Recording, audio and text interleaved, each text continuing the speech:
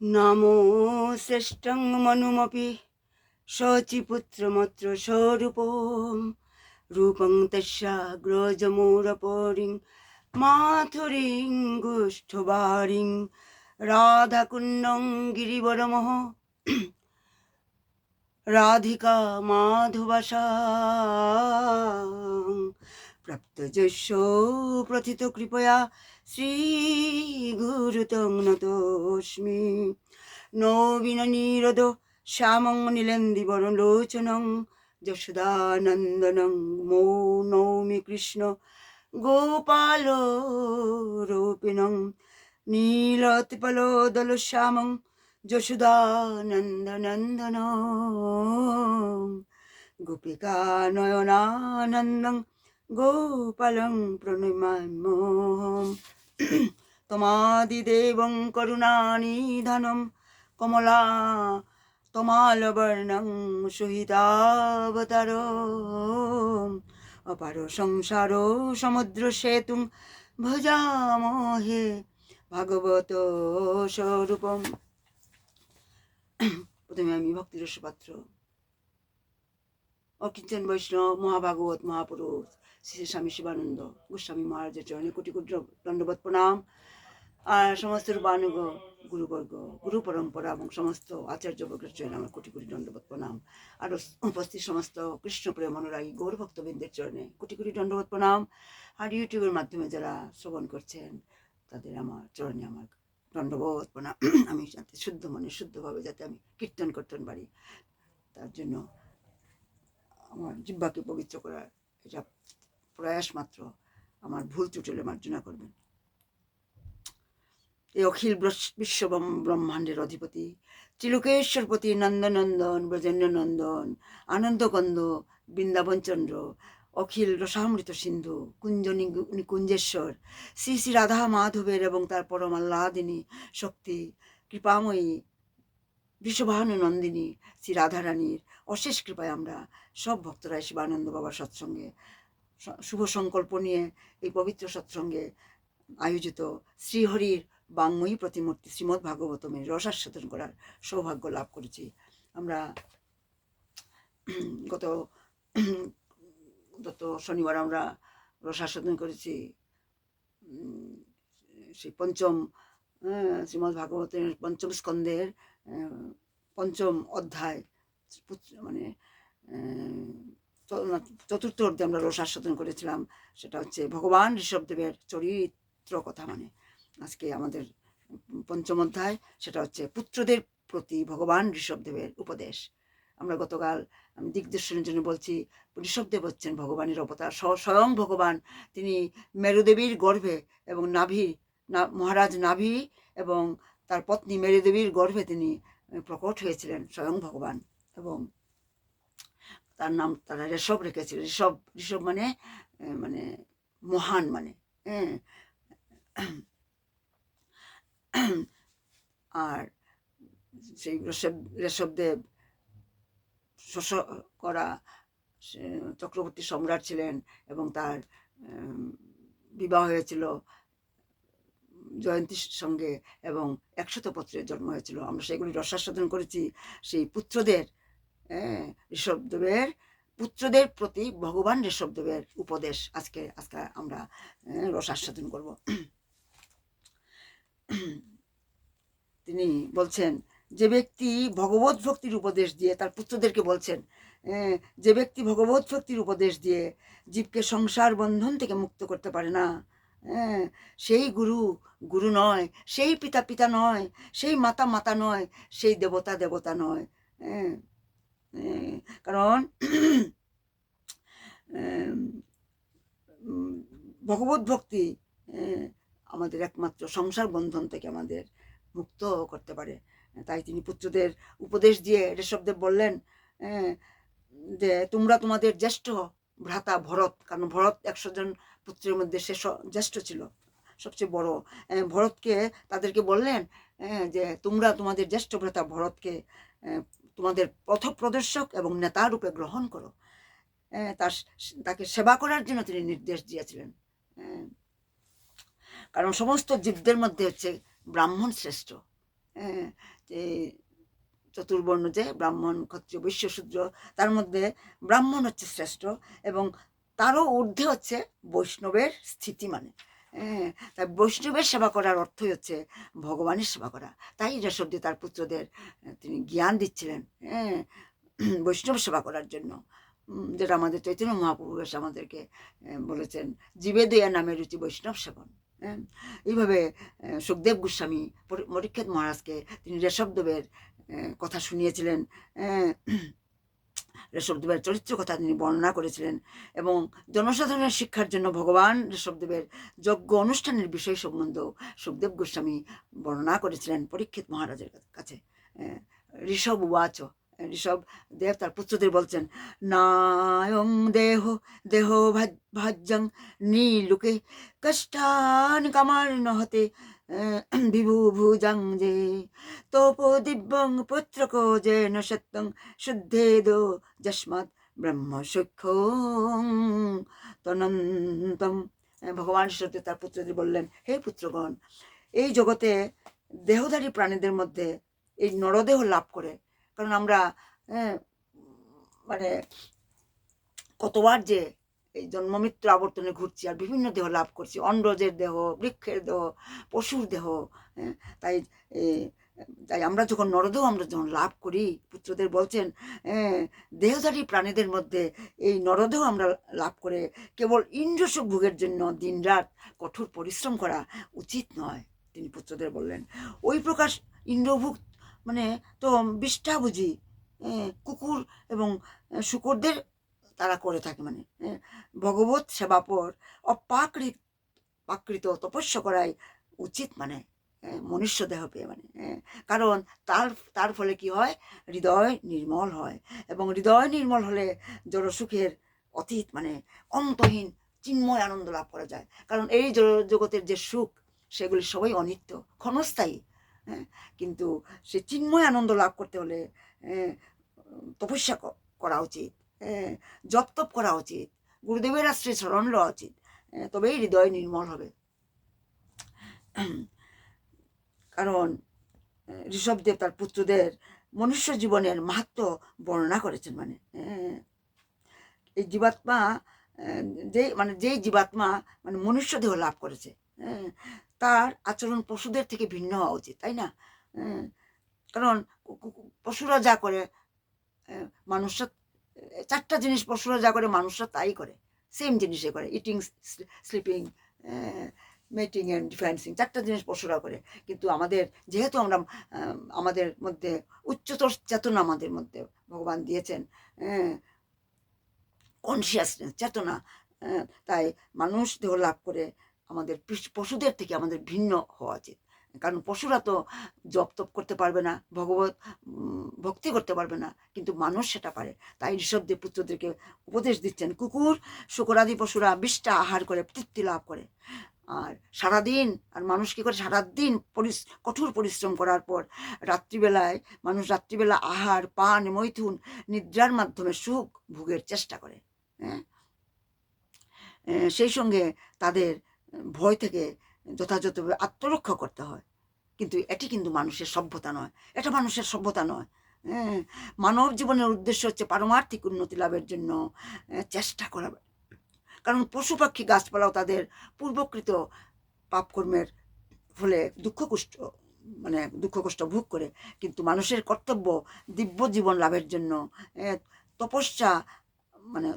তপস্যা করে করা দরকার। মানে তপশ্চর্যারূপ দুর্দশা বরণ করে নেওয়া উচিত। মানে কারণ দিব্য জীবন লাভ হলে অন্তহীন আনন্দ লাভ করা যায়, অন্তহীন আনন্দ। কারণ প্রত্যেকটি জীবই আনন্দ পেতে চায়, সুখ ভোগ করতে চায়, কিন্তু জীব যতক্ষণ এই জড়দেহে বন্ধনে আবদ্ধ থাকে ততক্ষণ তাকে নানা প্রকারের দুঃখ দুর্দশা ভোগ করতেই হবে। আর আমাদের চেতনা তত উচ্চতর, সুতরাং আমাদেরকে সেই চেতনার সদ্ব্যবহার করতে হবে। শুধু গাধার মতো কঠোর পরিশ্রম করাই মানুষের এটাই শুধু ধর্ম নয়, এটা মানুষের সভ্যতা নয়। আসলে আমাদেরকে আমাদের উচ্চতর চেতনার সদ্ব্যবহার করে নিত্য আনন্দ লাভ করার উদ্দেশ্যে এবং ভগবত ধামে ফিরে যাওয়ার জন্য, জন্ম মৃত্যুর বন্ধন থেকে মুক্তি লাভ করার জন্য মহাজনদের উপদেশ অনুসারে আমাদের আচরণ করা কর্তব্য। মহাজনেশ্বগত ইতিপন্থা। কিন্তু বর্তমান যুগের মানুষদের জন্য ঋষভদেবের এই যে উপদেশটা খুবই তাৎপর্যপূর্ণ আজকের মানুষের জন্য, বর্তমান যুগের মানুষের জন্য। বর্তমান যুগের শিক্ষা ব্যবস্থা মানুষকে ইন্দ্রিয় সুখ ভোগের জন্য কঠোর পরিশ্রম করার শিক্ষা দিচ্ছে কিন্তু, এবং তাদের জীবনের কোনো মহৎ উদ্দেশ্য নেই। মানুষের মহৎ উদ্দেশ্য হারিয়ে ফেলেছে, মানে জানে না তাদের কি করা উচিত। মানে মানুষ জীবিকা অর্জনের জন্য ভোর বেলা সকাল হতে ঘর থেকে বেরিয়ে মানে যাত্রীপূর্ণ মানে একদম প্যাকড আর কি লোকাল ট্রেনে করে তারা কত দূরে চাকরি করতে যায়, চাকরি করতে যায়।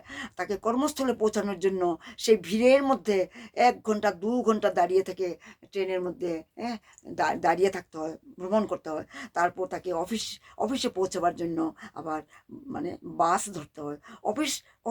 অফিস এসে 9টা থেকে 5টা পর্যন্ত কঠোর পরিশ্রম করতে হয়। তারপর 2-3 ঘন্টা আবার দিনের শেষে সন্ধ্যাবেলা 2-3 ঘন্টা আবার ভ্রমণ করে বাড়িতে ফিরতে হয়।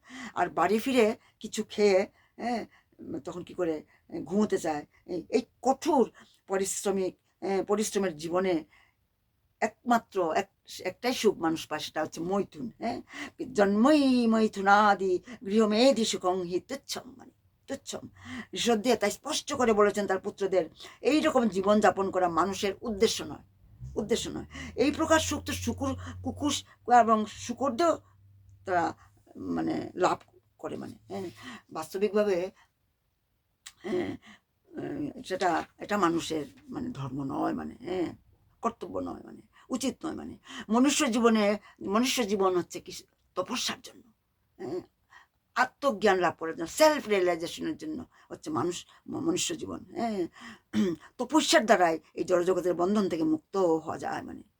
তাই তো ভগবদ্গীতায় ভগবান বলেছেন, জন্ম কর্ম চ মে দিব্য মে এবং যো ব্যক্তি তত্ত্বত ত্যক্তা দেহং পুনর্জন্ম নৈতি মামেতি জহ সুহর্জুন। হে অর্জুন, যে মানুষ তত্ত্বগতভাবে জানে যে আমার জন্ম এবং কর্ম দিব্য, সে তার দেহত্যাগ করার পর আর এই জড়জগতে আর জন্মগ্রহণ করে না, সে আমার নিত্যধাম প্রাপ্ত হয়। আবার সেই জন্য ভগবানকে জানতে হলে, ভগবানের দিব্য কর্ম দিব্য জানতে হলে আমাদেরকে তপস্যা করতে হবে, আমাদের চেষ্টা করতে হবে, গুরুদেবের চয় আশ্রয় নিতে হবে, মহাজনদের কথা শুনতে হবে, শাস্ত্রের বাণী মতো নির্দেশ মতো চলতে হবে, তাই না? মানুষ এইভাবে ঋষভদেব তার পুত্রদের তিনি উপদেশ দিচ্ছেন। মানব জীবন 2টি পথের সন্ধিস্থল স্বরূপ। আপনার মন দিয়ে শুনবেন, এই জীবন লাভ করার পর মানুষ হয় 2টা পথ, 2টা স্তর। কি সন্ধিস্থল, 2টি পথের সন্ধিস্থল স্বরূপ মানুষের জীবনটা, মানব জীবনটা। এই জীবন লাভ করার পর মানুষ হয় মুক্তির পথ অবলম্বন করতে পারে, নতুবা নরকের পথ। এটা চয়েস আমার, আমি কোনটা নেব। সেই পথগুলি যে কিভাবে গ্রহণ করা যায় তা এখানে বর্ণনা করা হয়েছে।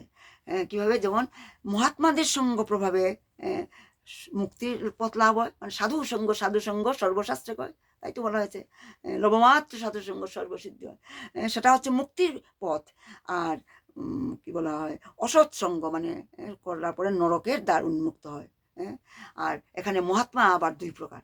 মহাত্মা বলতে 2 রকমের মহাত্মা, একটা হচ্ছে নির্বিশেষবাদী এবং আরেকটা হচ্ছে ভক্ত। কিন্তু এই নির্বিশেষবাদী আর ভক্ত তাদের কিন্তু উভয়ের এই চরম লক্ষ্য ভিন্ন হলেও তাদের আধ্যাত্মিক উন্নতির পন্থা একই রকমের। নির্বিশেষবাদী যারা ব্রহ্মণ রিয়েলাইজেশন, তারাও কিন্তু আলটিমেটলি তারাও ভগবতধামে ফিরে যেতে চায়, কিন্তু তাদের যাত্রাটা অনেক লম্বা। তাই তাদের লক্ষ্য ভিন্ন, চরম লক্ষ্য ভিন্ন হলেও আধ্যাত্মিক উন্নতির পন্থা একই রকম। উভয়ই নিত্য আনন্দ লাভ করতে চায়, নির্বিশেষবাদীরা ব্রহ্মানন্দের অন্বেষণ করে, আর ভগবত ভক্তরা ভগবত প্রেমানন্দের অন্বেষণ করে। নির্বিশেষবাদীরা ব্রহ্মানন্দের, আর ভগবত ভক্তরা ভগবত প্রেমানন্দের অন্বেষণ করে। উভয়ে কিন্তু পারমার্থিক সিদ্ধির অভিলাষী। তাই তো চৈতন্য চরিতামৃতে বলা হয়েছে যে অসৎ সঙ্গ ত্যাগ এই বৈষ্ণব আচার, শ্রী সঙ্গী এক অসাধু কৃষ্ণা অভক্ত আর, কৃষ্ণ অভক্ত আর, মানে বলা হচ্ছে জড় প্রকৃতির গুণ থেকে মুক্ত হতে হলে যারা অসৎ মানে অসাধু তাদের সঙ্গ ত্যাগ করতে হবে। আর অসাধু আবার দুই প্রকার, অসাধু দুই প্রকার। এক হচ্ছে যারা মানে ইন্দ্রিয় সুখভোগের প্রতি আসক্ত, যারা স্ত্রীলোক এবং ইন্দ্রিয় সুখভোগের প্রতি আসক্ত আছে এক প্রকার। আর অন্য প্রকার অসাধু হচ্ছে মানে অভক্ত, মানে মহাত্মার সঙ্গ হচ্ছে ভালো দিক আর অভক্তর সঙ্গ হচ্ছে খারাপ দিক, মানে তাই সৎসঙ্গে স্বর্গবাস, অসৎসঙ্গে সর্বনাশ, তাই বলা হয়। তারপর আবার বলছেন তিনি পরাভবস্তাবদ বোধজাত যাবন্ন জিজ্ঞাসত আত্মতত্ত্বম যাবত ক্রিয়ান্তা বোধিদং মনোবৈ কর্মান্তকং যেন শরীরবন্ধ। জীব মানে যতক্ষণ পর্যন্ত তার আত্মতত্ত্ব সম্বন্ধে জানতে ইচ্ছা না করে, অভিলাষ না করে, ততক্ষণ পর্যন্ত সে জড়া প্রকৃতির প্রভাবে তাকে মানে জড়া প্রকৃতির প্রভাবে তাকে মানে কি পরাস্ত হয়ে মানে অবিদ্যাজনিত তাকে ক্লেশ ভোগ করতে হয়, মানে কারণ পাপ এবং পুণ্য এই উভয় কর্মই কিন্তু কর্মফল উৎপন্ন করে। আমরা পুণ্যকর্ম করেও কিন্তু আমরা কর্মফল ভোগ করতে হয়, কিন্তু পাপ পুণ্য উভয়ই মানে কর্মফল উৎপন্ন করে। তাই মন যতক্ষণ কলুষিত থাকে ততক্ষণ আমাদের চেতনাটা আচ্ছাদিত থাকে, মানে কাভার্ড থাকে, এবং তার ফলে জীব সকাম কর্মে প্রবৃত্ত হয় এবং তাকে একের পর এক প্রত্যেকটা মৃত্যুর পর জন্ম মৃত্যুর চক্রে চক্রবর্ত পরিবর্তন দেয়, তাকে একের পর এক জড়দেহ ধারণ করতে হয়। কারণ আমাদের চেতনা আচ্ছাদিত হয়ে থাকে সকাম কর্মে নিযুক্ত হওয়ার ফলে। যেভাবে আমরা সেই কি নাম পুরঞ্জনের কাহিনী আমরা ফোর্থ ক্যান্টোতে আমরা গত 2 মাস ধরে আমরা পুরঞ্জনের কাহিনী, যেখানে পুরঞ্জন সকাম কর্মে নিযুক্ত হয়েছিলেন, পুরঞ্জনের কাহিনী শুনিয়েছিলেন প্রাচীন ভবিষ্যৎ। পুরঞ্জনের কাল্পনিক কথাটা পুরঞ্জনের কাহিনী, যিনি মানে সকাম কর্মে যেভাবে মহারাজ প্রাচীন ভবিষ্যৎ সকাম কর্মে নিযুক্ত হয়েছিলেন, অনেক অনেক পশু বলি দিচ্ছিলেন পুণ্য, তিনি ভেবেছিলেন সেগুলি পুণ্যকর্ম, তিনি স্বর্গলোকে যেতে পারবেন। আরে স্বর্গলোক কি আমাদের কি স্থায়ী জায়গা নাকি? স্বর্গলোকে গেলেও পুণ্যকর্ম যখন ফল হয়ে যাবে, শেষ পুণ্যকর্মের ফল শেষ হয়ে গেলে আবার পৃথিবী লোকে আবার শরীর দেহ মানে ধারণ করতে হবে আমার কর্মফল অনুসারে। তার জীবের কর্তব্য তার চিন্ময় স্বরূপের অনুসন্ধান করা।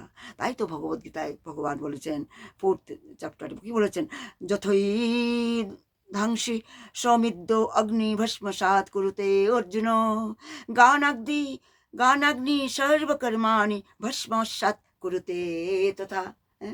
জ্বলন্ত অগ্নি যেমন ইন্ধনকে ভস্মে পরিণত করে, হে অর্জুন, তেমনি জ্ঞানাগ্নি মানে সমস্ত কর্মের ফলকে ভস্মসাৎ করে। তাই কি বলা হচ্ছে যে ভগবদ্গীতায়, কারণ মানুষ যতক্ষণ আত্মা এবং তার ক্রিয়া হৃদয়ঙ্গম করতে না পারে ততক্ষণ তাকে মানে জগতের বন্ধনে আবদ্ধ থাকতে হবে। তাই ভগবদ্গীতায় বলা হয়েছে বহুনাং জন্মনা অন্তে জ্ঞানবান মাং প্রপদ্যতে, মানে মূল কথা হচ্ছে শ্রীকৃষ্ণ বা বাসুদেবকে সর্বকারণের কারণ রূপে জেনে তার শরণাগত হওয়া। কিন্তু কর্মীরা সেই কথা জানে না। আর কিন্তু যে ভগবত ভক্ত ভক্তি মার্গে জেগেছেন তিনি সর্বতভাবে তিনি ভগবানের সেবায় যুক্ত থাকেন।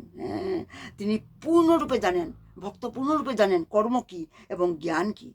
তাই সেই শুদ্ধ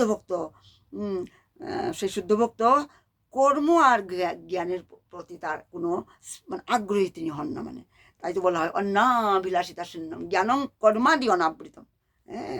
শুদ্ধ ভক্তিতে মানে জ্ঞান এবং কর্মের লেশ মাত্র থাকে না। তাই শুদ্ধ ভক্তের জীবনের একমাত্র উদ্দেশ্য হচ্ছে ভগবানের সেবা করা। আর জীব যতক্ষণ পর্যন্ত তমগুণের দ্বারা আচ্ছাদিত থাকে ততক্ষণ সে আত্মা এবং পরমাত্মাকে সে উপলব্ধি করতে পারে না, কারণ তার মন সবসময় সকাম কর্মে বশীভূত থাকে। মানে সকাম কর্মে মানে নিযুক্ত থাকে। তাই তাই বলা হয়েছে যে মন যখন সকাম কর্মের দ্বারা কলুষিত থাকে, তখন জীব এক জড়স্থিতি থেকে আরেকটা জড়স্থিতিতে উন্নতি হতে চায়। মানে তাই তো প্রত্যেকটা মানুষ কি করে অর্থনৈতিক উন্নতি সাধনের জন্য দিন রাত কঠোর পরিশ্রম করে, ভাবছে এখান থেকে আনন্দ পাবে, আনন্দ পাবে। এইভাবে এইভাবে সে তার মানব দেহটাকে সে মানে অযথা মানে বৃথা সময়ের মানে বৃথা অপচয় করে, নষ্ট করে। মানে কারণ যে মানে এবং আত্মা এবং পরমাত্মাকে উপলব্ধি করতে না পারায়, সেটার জন্যই, কারণ তার মানে বুদ্ধি মানে তমগুণের দ্বারা আচ্ছাদিত থাকে। তাই তো ভগবদ্গীতায় বলা হয়েছে যে বাসুদেব সর্বমিতি মহাত্মা সুদূর্লভ, মানে সুদূর্লভ। বহু জন্মান্তরে মানে দুঃখ কষ্ট ভোগ করার পর বাসুদেব শ্রীকৃষ্ণের মানে পাদপদ্মে আশ্রয় গ্রহার প্রবৃত্তির উদয় হতে পারে। অনেক জন্ম মানে জন্মান্তরে দুঃখ ভোগ করার পর আমার তখন গিয়ে ভগবানের পাদপদ্মে আশ্রয় গ্রহণ করার ইচ্ছা হয়, মানে প্রবৃত্তি হয়। মানে তখন মানুষ প্রকৃত মানে জ্ঞানবান হন, মানে এবং ভগবানের তখন শরণাগত হন। আর জন্ম মৃত্যুর চক্র রোধ করার এটি হচ্ছে একমাত্র উপায়। তাই তো দশাশ্বমেধ ঘাটে শ্রী রূপ গোস্বামীকে, যিনি রাধারানীর সখী মঞ্জরী, মানে রূপমঞ্জরী, তিনি কলিযুগে রূপগোস্বামী স্বরগোস্বামীর যে প্রধান রূপগোস্বামীকে মহাপ্রভু দশাশ্বমেধ ঘাটে বেনারসে শিক্ষা দান করার সময় চৈতন্য মহাপ্রভু বলেছিলেন, ব্রহ্মাণ্ডে ভ্রমিতে কোন ভাগ্যবান জীব, গুরু কৃষ্ণ প্রসাদে পায় ভক্তিলতা বীজ। জীব বিভিন্ন রূপ এবং দেহ মানে পরিগ্রহ করে বিভিন্ন লোকসমূহে ভ্রমণ করে বেড়ায়। মানে কিন্তু তাই তো বলা হয়, কবে স্বর্গে উঠে কবে নরকে ডুবায়। কিন্তু কখনো সে যদি একজন সদ্গুরুর এইভাবে ভ্রমণ করতে করতে যদি ভাগ্যক্রমে যদি কোনো সদ্গুরুর সান্নিধ্যে আসে সেই ব্যক্তি, তাহলে গুরুদেবের কৃপায় সে ভগবান শ্রীকৃষ্ণের আশ্রয় লাভ করে এবং তখন তার ভক্তি জীবন শুরু হয়। তাই তো বলা হয় গুরু কৃষ্ণ প্রসাদে পায় ভক্তিলতা বীজ। তাই তাই তিনি তার পুত্রদের 100 পুত্র ঋষভদেব আবার বলছেন, হংসে গুরুময়ী ভক্তানুবৃত্তা বিতৃষ্ণয়া দ্বন্দ্ব তিতিক্ষয়া চ সর্বত্র জন্তর্বেশো নাবগত্তা জিজ্ঞাসয়া তপস সেহানিবৃতা মৎকর্মোর্ভিমত কথয়া চ নিত্যং মদ্দেব সঙ্গাতি গুণ কীর্তনান্মে নিবৈর সাম্য পোষমেন পুত্রা জিহাশয়া দেহাত্ম, মানে দেহ গৃহাত্ম বুদ্ধে। হে পুত্রগণ, শব্দ বলছেন, হে পুত্রগণ, এই আধ্যাত্মিক চেতনার অতি উন্নত পরমহংসকে গুরুদেব রূপে তোমরা বরণ করা উচিত। আমাদের সেই আধ্যাত্মিক চেতনা, যিনি who knows the absolute truth, তাকে আমাদেরকে সেই পরমহংসকে, উন্নত পরমহংসকে গুরুদেব রূপে গ্রহণ করা উচিত। তিনি পুত্রদেরকে বলছেন এইভাবে পরমেশ্বর ভগবান প্রতি ভক্তিপরায়ণ শ্রদ্ধা নিবেদন করা উচিত। আর ইন্দ্রিয় সুখ ভোগের প্রতি বিরক্ত হয়ে সুখ দুঃখ শীত গ্রীষ্ম উষ্ণ এই দ্বন্দ্বভাব সহ্য করো। মানে পুত্রদের বলছেন সহ্য করতে হবে, টলারেন্ট।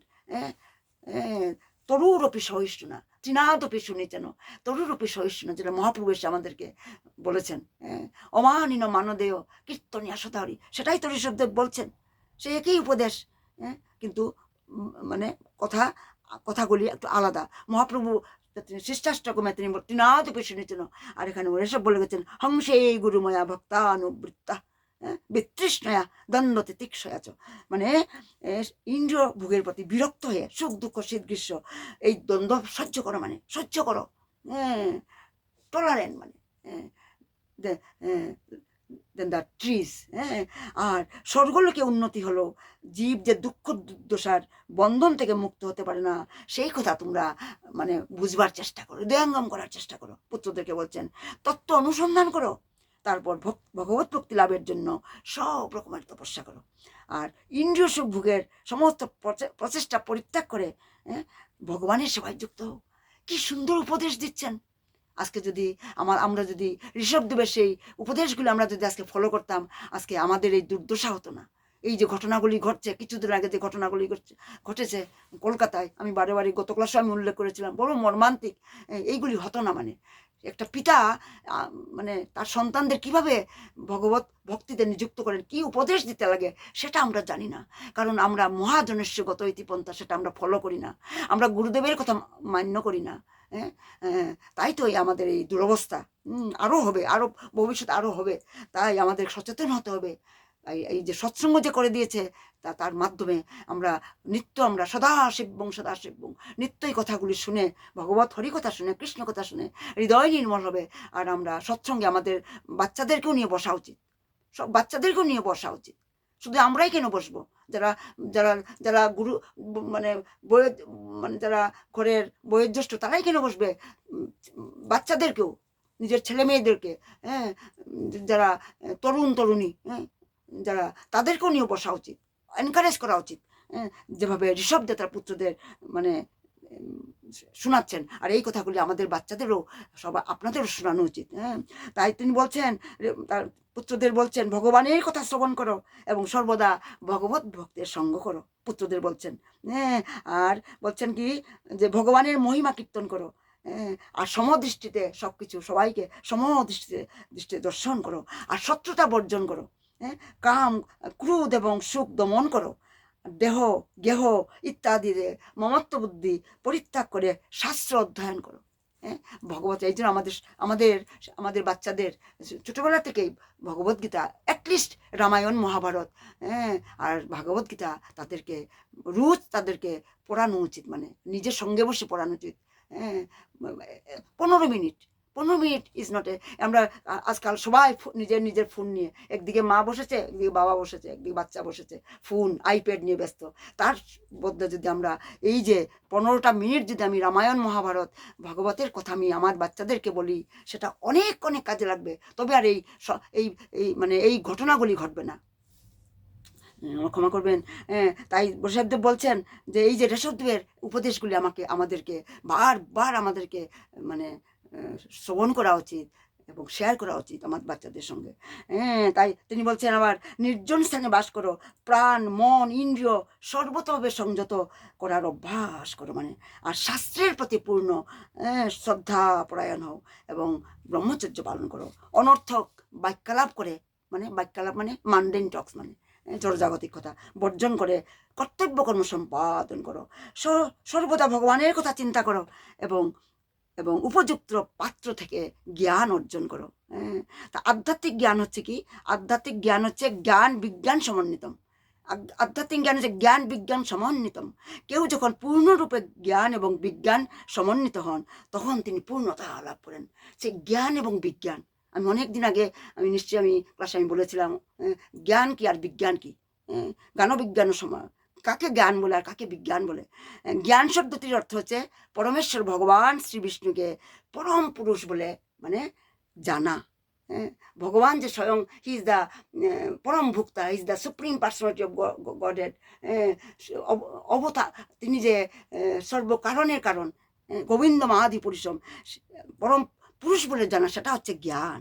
আর বিজ্ঞান মানে কি? বিজ্ঞান শব্দটির অর্থ হচ্ছে মানে যে কার্যকলাপ অজ্ঞান এবং সংসারের বন্ধন থেকে জীবকে মুক্ত করে। মানে তাই তো মানে বিজ্ঞান, আমি সোজা কথায় বলতে গেলে সহজভাবে আমি বলছি, বিজ্ঞান মানে এই যে মানে অবিধেয় প্রসেস, মানে যার দ্বারা আমরা মানে জ্ঞানকে মানে ঈশ্বরকে জানতে পারি, যে প্রসেস দ্বারা, সেটাই হচ্ছে বিজ্ঞান। বিজ্ঞান মানে প্রসেস, যেই প্রসেস, যেমন এই সৎসঙ্গ করে আমরা ভগবানকে জানতে পারি, হরিকথা শ্রবণ করতে পারি, তাই না? শাস্ত্র অধ্যয়ন করে যে কার্যকলাপ দ্বারা মানে পরম পুরুষকে জানা যায়, সেটা মানে মানে যে কার্যকলাপ দ্বারা এই অজ্ঞান সংসার বন্ধন থেকে জীবকে মুক্ত করে, সেটাই হচ্ছে বিজ্ঞান। মানে তাই শ্রী ভগবত মানে উল্লেখ করা হয়েছে, জ্ঞান পরমগুজ্জং মে যাতে বিজ্ঞান সমন্বিতম, মানে ভগবানের জ্ঞান হচ্ছে পরম গুজ্জ মানে, এবং সেই পরম জ্ঞানের দ্বারা তাকে জানা যায়, সেই পরম গুচ্ছ জ্ঞানের দ্বারাই ভগবানকে জানা যায়। এবং সমস্ত জীবের মুক্তির পথ সুগম করে মানে। তাই তো ভগবান শ্রীকৃষ্ণ অর্জুনকে বলেছিলেন, জন্মকর্ম চমে দিব্যমে এবং যো ব্যক্তি তত্ত্বত ত্যক্তা দেহং পুনর্জন্ম নৈতি মামেতি শুভ অর্জুন। যে ব্যক্তি আমাকে আমার কর্ম তত্ত্বগতভাবে মানে আমার জন্মকর্ম মানে দিব্য, যে সেটা জানতে পারে, সে তার তার দেহ ত্যাগ করার পর মানে মৃত্যুর পর তার এই জড়জগতে আর মানে জন্মগ্রহণ করতে হয় না, সে আমার ধাম নিত্যধাম প্রাপ্ত হয়, মানে গোলক বৃন্দাবন প্রাপ্ত হয়, যেখানে গেলে আর মানে আর ফিরে আসতে হয় না, এই সংসার চক্রে আর পড়তে হয় না। তাই মুক্তির উপায়ই হচ্ছে মানে আমার সময় শেষ হয়ে গেছে, আমার খেয়াল নেই। নিতাই গৌর সীতানাথ প্রেমানন্দে হরি হরি বল, হরি হরি বল। আমার ভুল ত্রুটি মার্জনা করবেন। খেতুরি ধাম কি জয়, নরত্ব আশা কর কি জয়। গৌরাঙ্গ বলিতেই হবে পুলক শরীর, হরি হরি বলিতে নয়ন ববে নীর।